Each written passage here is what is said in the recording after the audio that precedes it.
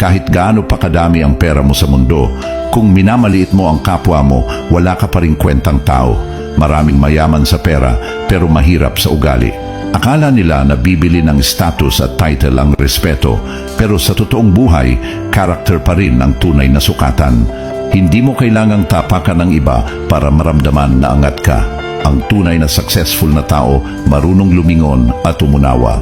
Walang halaga ang yaman kung wala kang puso. Minsan yung mga tahimik at simple pa ang mas may lalim. Hindi sila maingay sa achievements, pero dama mo ang respeto sa kilos at salita. Doon mo makikita kung sino talaga ang may class. Ang respeto ay libre, pero hindi lahat kayang ibigay.